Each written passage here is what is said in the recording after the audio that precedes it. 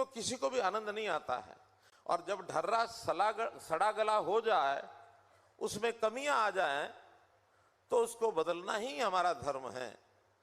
जब हमने 2014 में सरकार बनाई थी तो इस प्रदेश के अंदर एक निराशा का माहौल था, एक भय का वातावरण था।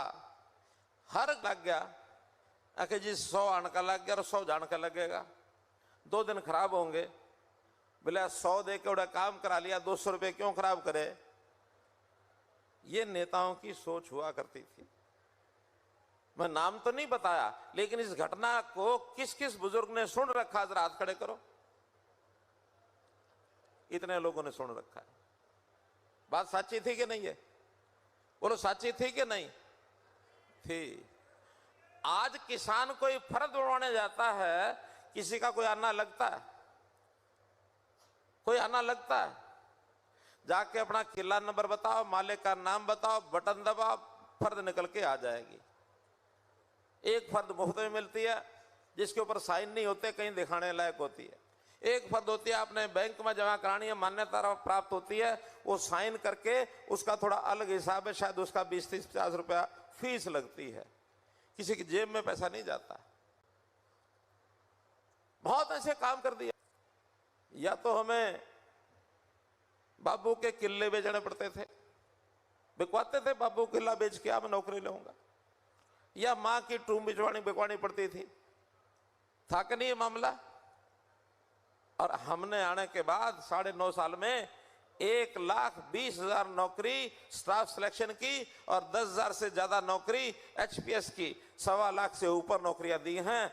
एक भी पैसा कल किसी ने लिया हो, एक भी किसी ने लिया हो तो आके बता देना। आज भले मैं मुख्यमंत्री नहीं हूं, लेकिन मेरी टीम, मेरा आज के मुख्यमंत्री, आज के अफसर ऐसे हैं, उनको कह करके और गर्दन में हाथ डाल के पैसा निकाल के ला दूंगा आपको भाई। अब सारे इलाके के लोग बैठे हैं यहाँ, खाली कोई कैमरी को तो नहीं बैठे हैं, पूरे इलाके के गांव हैं। लेकिन मुझे कैमरी के ही लोग आके बता गए कि हमारे गांव अकेले में 100 नौकरी लगी है इन दिनों में, 100 नौकरी, 46 तो अब लगी है पिछली बार। अच्छा, किसी का जानकार, किसी का रिश्तेदार या कोई खुद बैठा हो जिसकी नौकरी लगी हो, ऐसे जरा एक बार हाथ खड़े कर दो। इतने सारे लोग हैं जो किसी का जानकार, रिश्तेदार नौकरी लगा है बिना पैसे के। गरीब के सिर पर हाथ रखने का काम ये हमारे प्रधानमंत्री जी ने किया, हमने किया। हर रसोई में हमारी मां बहन की जो आंखों में धुएं के कारण से आंखें खराब हो जाती थी, सांस लेते हुए कैंसर हो जाती थे, उसको ये काम तो इन्हीं के द्वारा, इन 5 सालों में तो उन्होंने कराया, उससे पहले हमने शुरू किया। लेकिन आज 5,800 गांव में 24 घंटे बिजली जाती है। कोई गांव ऐसा नहीं है कि जिसमें नहीं जाती। बल्कि अब तो गांव के लोग कहते हैं कि थोड़ी कम कर दो। क्यों? कि सारे बच्चे भी, महिलाएं भी 24 घंटे अपना पंखा चलाते हैं, फ्रिज चलाते हैं, बिजली में सारी चीजें उसी पर काम करते हैं, बिल ज्यादा आता है, मेरी जेब ढीली होती है। अब तो कहते कम कर दो। लेकिन हरियाणा पहला प्रदेश होगा कि जहां सब देंगे, बिजली 24 घंटे देंगे कि नहीं, ये तो बताओ। इस पर मुंह नहीं खोलेंगे, इस पर मुंह नहीं खोलेंगे। मानो अगर 10 घंटे 8 घंटे दे दें और कुछ रियायत भी दे दें तो कौन सा पहाड़ तोड़ दिया। आज युग बदला है, हमारे बच्चे, हमारी महिलाएं, हमारी माता। हरियाणा के लोगों की आमदन थोड़ी अच्छी है, अच्छी आमदन है, बीपीएल में उतनी संख्या नहीं है। लेकिन हमने कहा आमदन अच्छी है तो हम इसकी लिमिट क्यों ना बढ़ा दें। अभी जैसे गंगवा जी कह रहे थे कि हमने उस 1,20,000 की बजाय उसकी जो लेवल है 1,80 कर दिया, ताकि और भी थोड़े ऊपर के लोग वो भी फायदे के हकदार हो जाए। 1.5 गुना कर दी। अब उस हिसाब से बीपीएल में जितने पहले घटाए थे उतने और जुड़ गए, क्योंकि उसका लेवल और बढ़ा दिया। हम फायदा करना चाहते हैं, क्योंकि गरीबी कोई ऐसा नहीं है, तो तुलना होती है। जो कम पैसा कमाता है वो गरीब है, जो ज्यादा पैसा कमाता है वो गरीब नहीं है। यही तो है। अगर ज्यादा वाले ज्यादा हो जाए तो उन्हें और थोड़ा सा जोड़ेंगे तो गरीबी रेखा के नीचे और भी लोग आएंगे, उनको फायदा देंगे। आज हमने कौन आदमी किस योजना का पात्र है, कौन हकदार है, उसके हकदार को चक्कर नहीं काटने पड़ते कि अपनी एप्लीकेशन लेके जाएगा, और जाकर के दरवाजे पर खड़ा होगा, पढ़ते थे। कई कई साल पेंशन नहीं बनती थी जिसका कोई जानकार ना हो, राजनीतिक आदमी के चक्कर काटने पड़ते थे। हमने कहा नहीं, हमारे पास पूरा डाटा लेखा जोखा है हर परिवार का, हर आदमी का।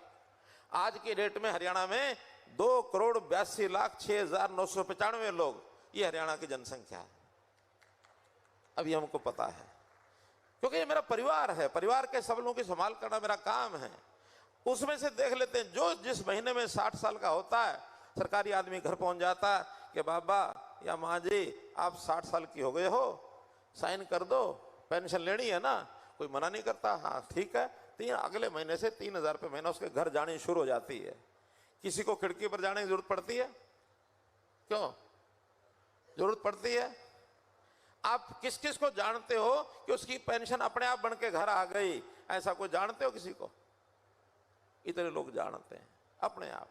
और भाई अब तो हमने छोटा छोटा और काम भी किया है कि कुछ लोग ऐसे हैं जिनका ब्याह, हाँ ये भी जरूरी है, अगर वो 40 साल के समय विधुर हो गया, शब्द वही है जो आपने बोला, क्या अगर वो दोबारा शादी नहीं कराएगा उसको भी 3,000 रुपये महीना पेंशन मिलेगी। बहनों के लिए पहले किया हुआ, भाइयों के लिए भी कर दिया। भाई ठीक करा कि नहीं करा? हमारी बहनें बताएं, ठीक करा ना? तो ऐसे काम पहले किसी के दिमाग में क्यों नहीं आते थे? इसलिए नहीं आते थे कि वो अपने को और जनता को अलग अलग करके सोचते थे। जरा सुनहरी अक्षरों में लिखवाना है आप लोगों से, लिखोगे ना? लिखोगे ना? मोदी जी के लाइसेंस को सुनहरी अक्षरों में, और हमने रिन्यू करवाना है। और उस सुनहरी अक्षरों में कराने के लिए खाली रिन्यू